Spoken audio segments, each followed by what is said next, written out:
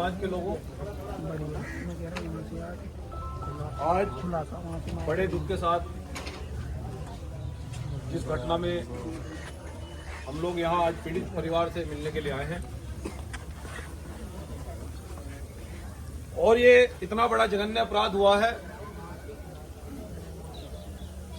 शायद जिसकी जितनी निंदा की जाए उतनी कम है। और जिस प्रकार से इस घटना को 3 दिन हो गए, इस घटना को 3 दिन हो चुके हैं और जिस प्रकार से ये अपराध हुआ है, मुझे कहते हुए हिचकिचाहट हो रही है कि किस प्रकार से उस बेटी के साथ में अत्याचार करके उसको मारा गया। लेकिन आज 3 दिन हो गए हैं, लेकिन सभी अपराधी अब तक भी पुलिस की गिरफ्त में नहीं है। और उसके बाद में सत्ता संरक्षण में इतना बड़ा अपराध किया जा रहा है कि जो दोषी हैं वो महापंचायत कर देते हैं और प्रशासन मुख्य दर्शक बनकर देखता रहता है। यहां प्रशासन के जिम्मेदार अधिकारी उपस्थित हैं और साहब हम संविधान को मानते हैं और डरते हम किसी के बाप से नहीं है। इसलिए जिस प्रकार से ये आपके सामने दोषियों ने महापंचायत की है, ये एक बेटी का अपमान नहीं है, ये पूरे संविधान का अपमान हुआ है। और जो गांव के प्रधान है, वो गांव के प्रधान दोषी को बचाने के लिए वो इधर उधर की बात कर रहे हैं। हम प्रशासन से आए तो मैं अपने परिवार से मिलने के लिए आया था। प्रदेश के प्रभारी जी बैठे हैं उपस्थित, प्रदेश के अध्यक्ष हैं, सही प्रदेश की टीम है। ये जितने भी समाज के लोग आए तो इन्हें पता लगा है कि आज हमारा भाई मिलने के लिए आ रहा है। लेकिन मैं प्रशासन के लोगों आपसे मैं अवगत कराना चाहता हूं, हम लोग एक देश में संवैधानिक आंदोलन चला रहे हैं और जिस प्रकार से ये घटना हुई है और जिस प्रकार से दोषियों को बचाने का प्रयास किया जा रहा है,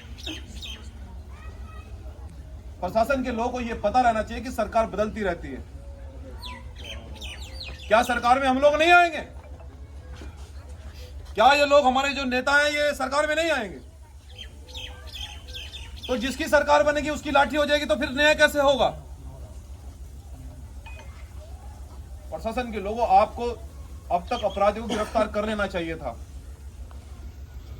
और अगर सत्ता का इतना बड़ा दबाव है तो मुझे ऐसा लगता है तो फिर आपको शायद कलम की ताकत नहीं पता है। और एक बेटी के साथ अपराध हुआ है, वो हमारी बहन नहीं, वो आपकी भी बेटी है। और जिस प्रकार से अपराधी बच रहे हैं, महापंचायत कर रहे हैं, हम ये कहना चाहते हैं कि हम लोग संविधान को भी मानते हैं, लेकिन अगर हमें फिर यहां आंदोलन करना पड़ा तो साहब इसकी जिम्मेदारी आपकी होगी, हम आपको अवगत करा रहे हैं। लेकिन अगर वो सत्ताधारी लोग ये सोच रहे हैं, जिस तरह अभी कुछ दिन पहले बेल्टा प्रकरण हुआ, हमारे व्यक्ति को मार दिया गया, हमारे लोगों पर लाठीचार्ज कर दी गई, हमारे लोगों को 50 लोगों को जेल भेज दिया गया, ये कैसा न्याय है भाई? प्रशासन के लोगों मैं आपको बताना चाहता हूं का नेता ने तो कमजोर है और न ही वो उसको लोग गुमराह कर सकते हैं। अगर प्रशासन के लोग गिरफ्तारी नहीं करेंगे तो साजिश में आपका भी हाथ है। हाई कोर्ट में लीगल सेल बनाकर हमने तैयार कर दिया, 50 एडवोकेट। आपके पास 48 घंटे हैं साहब। 48 घंटे में सारे मुलजिम अगर गिरफ्तार नहीं हुए तो हम प्रशासन के लोगों के खिलाफ भी SC/ST मुकदमा दर्ज हाई कोर्ट में करवाएंगे। हम आपको बता रहे हैं अभी। और लाठी वाठी मारकर कोई गुमराह करके अगर सरकार मुख्यमंत्री जी फोन करे कि लाठी मार के दंगा करा दो और उल्टे इनको जेल भेज दो, वो काम चलने वाला नहीं है। मैं तो अपने लोगों को कह के आया हूं कि भाई पुलिस लाठी चलाएगी तो बैठे रहना, आराम से पीटते रहना, लाठी खाते रहना भाई। क्योंकि जब देश को पता लगेगा कि एक बेटी का रेप कर देगा, उसके परिवार को ही मारा जा रहा है, तो देश जवाब मांगेगा। तो इसलिए आने वाली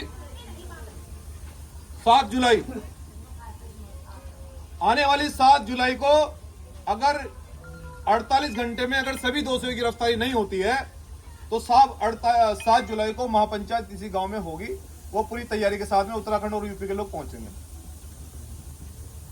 और हमने आपके कहने से जब बेलडा प्रकरण हुआ, क्योंकि हम हंगामा खड़ा करना हमारा मकसद नहीं है, हम हंगामा नहीं चाहते हैं, हम तो संविधान को मानते हैं और संविधान में सबको अपनी बात कहने की इजाजत है। हम अपनी बात कहना चाहते हैं। बेलडे प्रकरण में भी हम अपनी बात को कहना चाहते थे, लेकिन आपने हमें आश्वासन दिया कि महापंचायत रोक दो, हम न्याय करेंगे। हमने आपको मौका दिया, लेकिन साहब ये जघन्य अपराध, इतना बड़ा अपराध हुआ है, ये बेटी के सम्मान का मामला है। और ये जितने लोग खड़े हैं, न तो ये लाठी से डरते हैं साहब, ना गोली से डरते हैं, ये आप सुन लेना।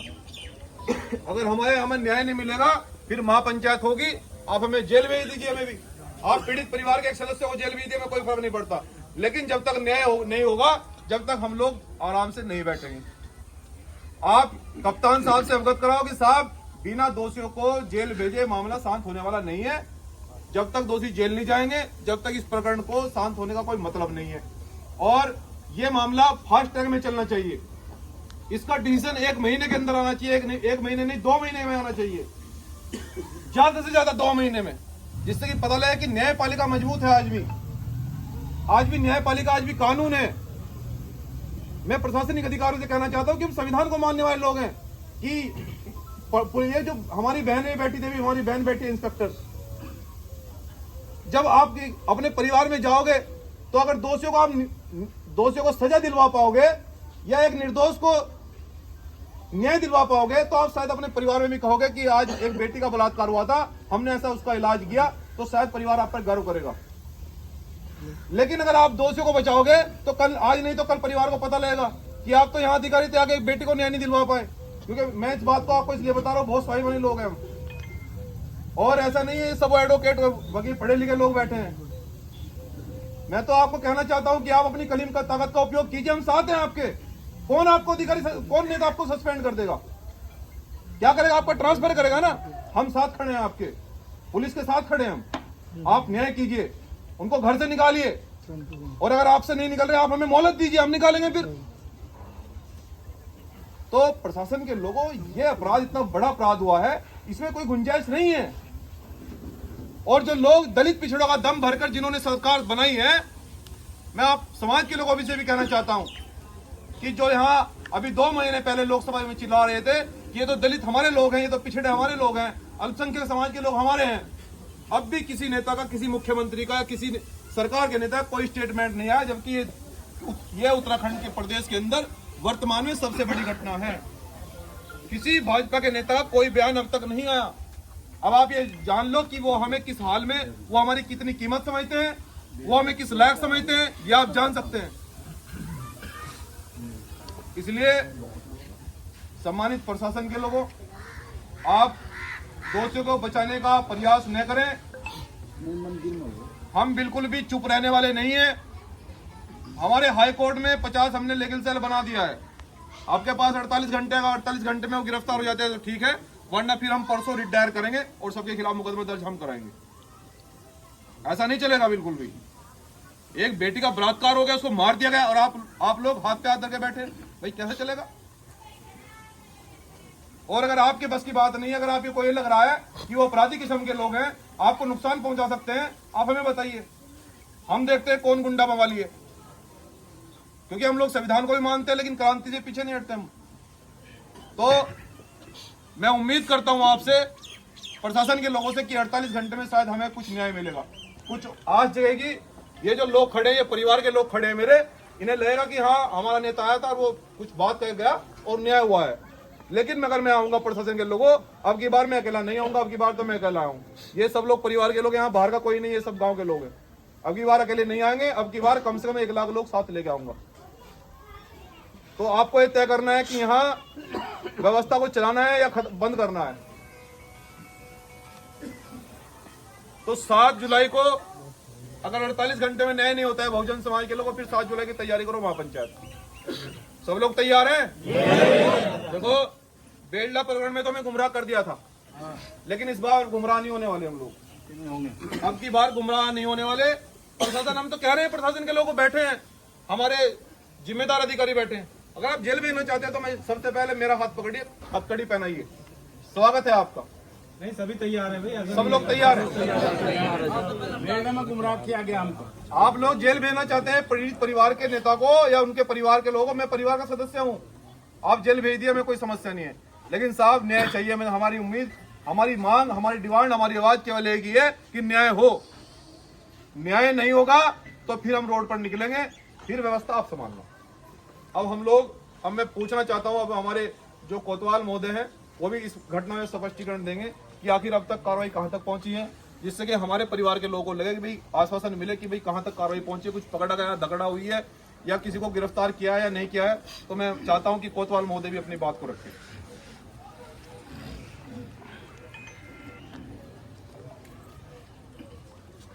धन्यवाद नोटियाल जी, यहाँ पे नोटियाल जी और यहाँ पे उपस्थित सभी ग्रामवासी।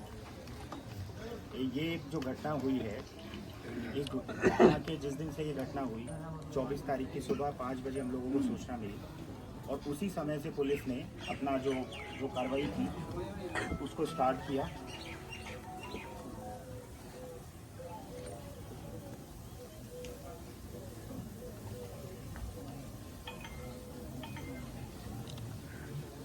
पहले तो मैं एक चीज़ ये बता दूं कि जैसा हमारे काबिल भाई ने कहा, एक तो सबसे बड़ी बात यह है कि ना तो किसी तरह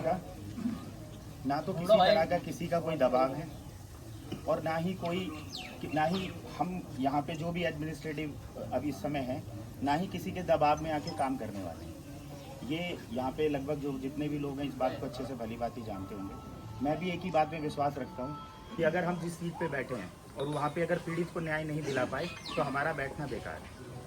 इसी चीज़ का एक उदाहरण मैं देता हूँ। सबसे पहले जब इसकी डेड बॉडी मिली, किसी को नहीं पता था कि ये लड़की कौन है, क्या है, किसकी है, किसकी बेटी है, किसकी बहन है, किस बिरादरी से, क्या, किसी को नहीं पता। एक अज्ञात में हमें सूचना मिलती है, बॉडी मिलती है। हमने उसमें भी जो हमारा एक प्रोसीजर होता है, जो उसकी आइडेंटिफिकेशन के लिए होता है, वो सारा किया। शाम को हमें लगभग 6:30 बजे उसकी आइडेंटिटी का पता चलता है। उसके बाद से हम खुद जो पीड़ित पक्ष है वो वहाँ पे जाते हैं। उसके बाद खुद उनसे अप्रोच करके बुलाते हैं थाने में। आप लोग सब आते हैं, जो यहाँ पे कुछ लोग मौजूद हैं, उन्हें बिल्कुल छूट दी जाती है कि जो आप लिख के देना चाहते हैं, जो आप समझते हैं, जो भी आपको लगता है कि उस बच्ची के साथ हुआ, आप लिख के दीजिए, हम उसी में विधिक कार्रवाई करेंगे। और ये सभी लोग यहाँ पे बैठे हैं, अगर इसमें मैं कुछ भी गलत बोलूँ तो सही बोलने आप लोग वहाँ पे आए, आपने जो तहरीर दी, आपको पता होगा, बिना कोई एक भी इफन बट किए जो आपने तहरीर दी उन संगीन धाराओं में, मुझे लगता है अगर आप अगर यहाँ पे जैसे बताया आपने कि यहाँ पे काफ़ी लोग ऐसे हैं जो अधिवक्ता हैं, या आजकल तो सभी लोग, अब गूगल का ज़माना है, सारे लोग देखते हैं कि आप उन सेक्शंस को देखिए, कितनी ग्रीवियस सेक्शंस हैं, उसमें अपराधी बच नहीं सकता। मुकदमा दर्ज किया, उसके बाद से अब तक मैं ये कहने वाली बात नहीं है, यहाँ के लोग भी जानते होंगे कि कंटिन्यू हमारे कम से कम इसमें 25 से 30 लोग जो हमारी टीम थी, कप्तान साहब के हमारे बिल्कुल डायरेक्शन थे कि आप फ्री हैंड काम करिए, चाहे कोई कितना बड़ा राजनीतिक हो, चाहे कोई कितना भी बड़ा कोई भी रसूखदार हो, अगर वो अपराध में शामिल है तो उसकी जगह एक ही है, वो जेल जाए। उसी को हमने फॉलो करते हुए अभी मैसेज हुआ होगा, ये जो मीडिया के लोग खड़े इनको भी पता है कि अभी 3 बजे इस पूरे घटनाक्रम का खुलासा हमारे एसएसपी साहब मायापुर में एसपी सिटी ऑफिस में करने वाले हैं। तो विस्तृत से तो वो वहाँ पे बताएंगे, मैं शॉर्ट में बता देता हूँ। अभी जो इन्होंने यहाँ पे हमें जो रिपोर्ट दी थी वो 2 लोगों के खिलाफ दी थी, और आपको बता दूँ, आपको जानकर आश्चर्य होगा, इस घटना में अभी तक हम, जबकि 2 लोगों का नाम दर्ज कराया था, अभी तक हमने 6 लोगों को ऑलरेडी अरेस्ट कर चुके हैं। और अभी इसमें हमने जो है 3 लोग और इसमें किए हैं। अब टोटल अभी तक 9 लोग इस घटनाक्रम में पूरे लाइट में आए, जिसमें भी 3 लोगों की गिरफ्तारी के पूरे भरसक प्रयास किए जाए। और आप देखिएगा कि उनको इन सेक्शंस में अरेस्ट किया है और ऐसी एविडेंस कलेक्ट की है कि ये हम भी चाहते हैं कि एक देश में ये केस जो है एक नज़ीर बने, और हमें खुशी होगी कि इस नज़ीर को बनाने में हम सब ने एक उसमें पार्टिसिपेट किया। और रही बात, देखो मेरा आपसे ये, वैसे तो सबको अपनी अपनी बात कहने का स्वतंत्रता का अधिकार है, लेकिन मेरा ये मानना है कि उस दिन मैंने इनसे भी ये अनुरोध किया था कि देखो जो डेड बॉडी वाली बात आई थी, मैंने कहा अगर आप ऐसा कुछ करोगे तो हमारा क्या होगा, हमारी एनर्जी डाइवर्ट होगी और उसका फ़ायदा कहीं ना कहीं अपराधी उठाएंगे। जिस काम में हमें इमीडिएट लगना है, हम आपके उसमें लग जाएंगे कि भाई ये ना करो, वो ना करो, क्योंकि पुलिस के लिए सबसे बड़ा जो होता है, सबसे बड़ा इशू होता है, मैं यहाँ का स्टेशन अफसर हूँ, सबसे बड़ा उस नाते से होता है, मेरा सबसे पहला जो वो होता है कि किसी भी तरह की कानून व्यवस्था की स्थिति उत्पन्न हो।